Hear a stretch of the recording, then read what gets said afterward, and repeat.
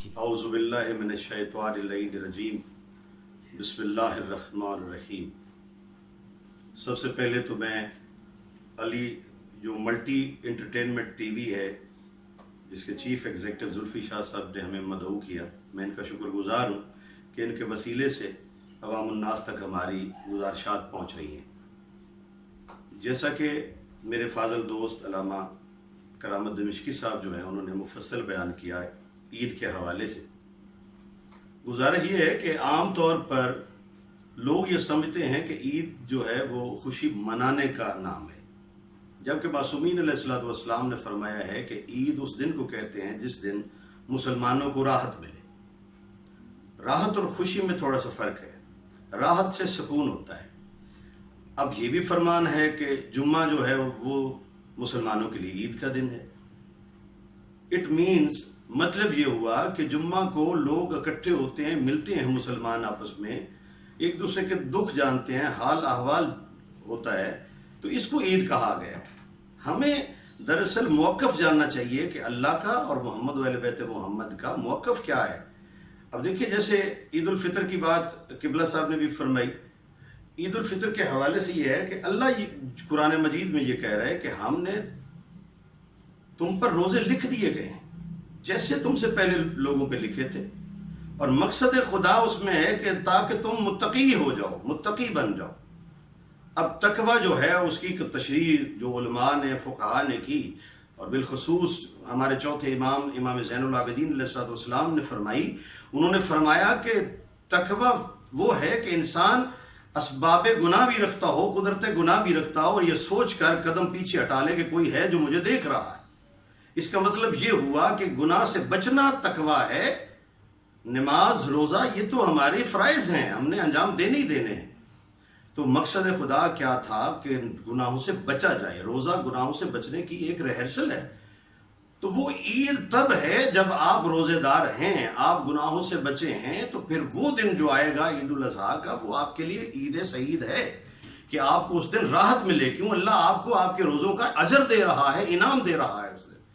इसी तरह ईद उल अज़हा है, जितना कोई वाक़या अहम होता है इतनी उसकी याद जरूरी होती है। वहां एक वाक़ा हुआ, हजरत इब्राहीम ने इस्माइल के गले पे छुरी चलाना चाही, अल्लाह के रास्ते में बेटे को कुर्बान करना चाहा, तो वहां वो ज़िब अज़ीम में बदल गया। अब वो वाक़या जितना अहम था आज तक वो जरूरी समझा गया, अल्लाह की तरफ से हुक्म हो गया कि ये कुर्बानी देंगे, जो भी साहिब इस्तिताअत है वो देगा। अब देखिए, हज बंदे पढ़ने जाते हैं, जब तक कुर्बानी आपने वहां नहीं अदा कर दी आपका हज कबूल नहीं है।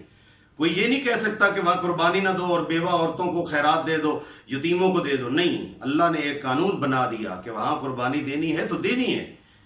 इसी तरह वाक़या अहम था तो उसकी याद जरूरी थी। अब ये अगर इतना वाक़या अहम है तो जो वाक़या करबला है, जो अजीम कुर्बानी है, वो इससे बहुत बड़ा वाक़या है। वो भी 10 को हुआ, ये भी 10 को। अब ये है कि इसकी याद कितनी बनाई जाएगी। यहां कोई शिया सुन्नी वाली बहस नहीं हो रही, तमाम मुसलमानों के लिए जरूरी है। नवासे रसूल कत्ल हो गए बेदर्दी से, बहु बेटियां कैद हो गई, सारे कैदी बन के शाम चले गए, तो ये वाक़या इतना बड़ा है, इसकी याद भी जरूरी है। हर मुसलमान तबके को चाहिए कि वो मुहर्रमुल हराम में इजहार करे कि हम हुसैनी हैं, हमें इस वाक़या की तकलीफ है और हम ये वाक़या मनाएंगे ताकि ये वाक़या जिंदा रहे। किबला साहब ने ईद गदीर पे बात की, तो मैं उससे अगली ईद जो है ईद मुबाहला, मैं उस पर बात करना चाहूँगा कि कुरान मुक़द्दस में अल्लाह रब्बुल इज़्ज़त ने फरमाया, बिस्मिल्लाहिर्रहमानिर्रहीम, फ़क़ुल तआलू नदउ अबनाना व अबनाकुम व निसाना व निसाकुम व अनफुसना व अनफुसकुम सुम्मा नब्तहिल फनजल लानतुल्लाहि अलल काज़िबीन। अब अल्लाह ने ये क्यों कहा? इससे पहले असल में ईसाई मान नहीं रहे थे, तमाम दलीलें ठुकरा रहे थे। वो कहते थे अल्लाह का बेटा है हजरत ईसा। तो जब यहां तक बात पहुंची तो फिर अल्लाह ने कहा अगर ये नहीं मानते तो फिर इनसे कह दो, फ़क़ुल तालू, इनसे कह दो कि तुम अपनी औरतें लाओ, हम अपनी औरतें लाते हैं, तुम अपने बेटे लाओ, हम अपने बेटे लाते हैं, तुम अपने जैसे लाओ, हम अपने जैसे लाते हैं। फिर होगा क्या? झूठों पे लानत करेंगे। अब ये एजेंडा था उसका मुबाहले का कि झूठों पे लानत की जाए।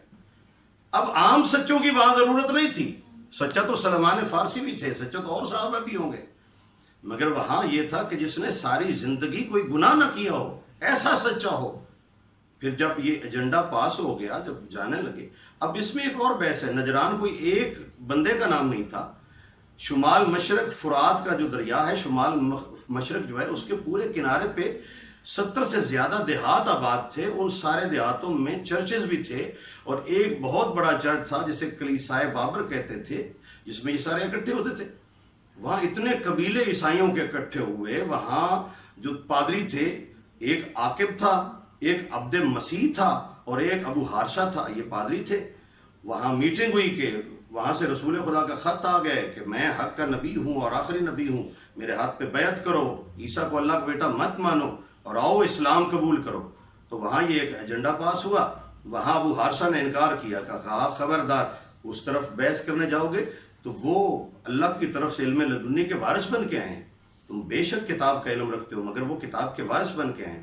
اگر لڑنے کی بات کرو گے تو وہاں رسول اکرم، وہ جو احمد ہے، اس کا ایک بھائی ہے جس کا نام علی ابن ابی طالب ہے، وہ تم لوگوں کو آگے آنے ہی نہیں دے گا۔ تو طے پایا کہ ہم مرعوب کرتے ہیں رسول کو۔ زرق برق لباس ریشمی پہن لیے، سونا پہنا، سواریاں لیں اور پہنچ گئے مدینے۔ پہلے مکہ پہنچے، پھر مدینے آئے۔ اب سواریاں کھڑی ہو گئی، لوگوں نے شان و شوکت دیکھی، گھوڑے دیکھے، نئی نئی نسلوں کے گھوڑے، لوگ اکٹھے ہو گئے کہ بھائی کہاں سے آئے ہو؟ انہوں نے سوچا تھا کہ وہ یتیم کا بیٹا ہے، وہ یتیم ہے، اس کا باپ فوت ہو چکا ہے احمد کا، وہ ہم سے متاثر ہو جائے گا، مرعوب ہوگا اور مناظرہ بھی نہیں کرے گا، بحث بھی نہیں کرے گا۔ مگر یہاں الٹ ہوا۔ وہاں جب وہ لوگ پہنچے، کہا وہ نبی کون سا ہے، وہ احمد کدھر ہے؟ لوگوں نے کہا وہ مسجد نبی میں نماز ادا کر رہے ہیں۔ تو وہاں ان کو کھڑا ہونا پڑا، گھوڑوں سے اترنا پڑا۔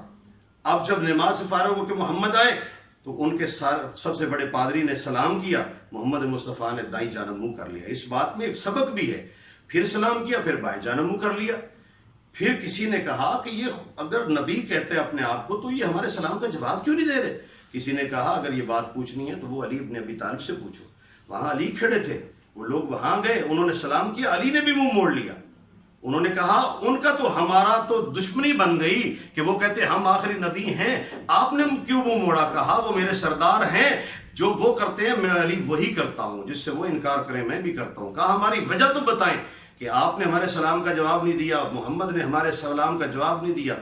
تو سرکار علی ابن ابی طالب نے کہا کہ میرے آقا نے اور میں نے سلام کا جواب اس لیے نہیں دیا کہ تم نے ریشم لباس پہنا ہوا ہے، تم نے سونا پہنا ہوا ہے، ریشم بھی مرد پہ حرام ہے، سونا بھی مرد پہ حرام ہے، تو اس لیے ہم نے تمہارے سلام کا جواب نہیں دیا۔ انہوں نے سونے اتارے، ریشمی لباس اتارے، پھر سلام کا جواب بھی ہوا، پھر اللہ کے رسول نے بھی بات کی اور علی مرتضیٰ نے بھی بات کی۔ تو ناظرین محترم، اس ٹی وی چینل کے حوالے سے جو کچھ گزارشات ہیں وہ یہ ہے، عید الفطر آئے یا عید الاضحیٰ آئے، ہم لوگوں نے امن قائم رکھنا ہے۔ عید الاضحیٰ پہ ہم نے اپنے ملک شہر سب کو صاف بھی رکھنا ہے، اور حکومت کی بھی ذمہ داری ہے کہ ویسٹیج جو ہے ہماری قربانی کی اس کو جلدی ریموو کیا جائے۔ اور جیسے ہم وہ عیدیں مناتے ہیں، مسلمان ہونے کے ناطے ہمیں عید غدیر بھی منانی چاہیے، عید مبہلہ بھی منانی چاہیے، اور ہر سنی شیعہ، ہر مکتبہ فکر جو اسلام پہ ہے وہ کہتا ہے میں مسلمان ہوں یا مومن ہوں، اسے چاہیے کہ یہ جو مبہلہ اور غدیر ہے اس پہ بھی اپنے بچوں کو پیسے دیں، اچھے لباس پہنا کے، میٹھی چیز بنا کے لوگوں کے گھروں میں دیں۔ جب لوگ پوچھیں کہ یہ آج کیا ہے تو وہاں بتائیں کہ یہ مسلمانوں کی عید ہے۔ وما علینا الا البلاغ۔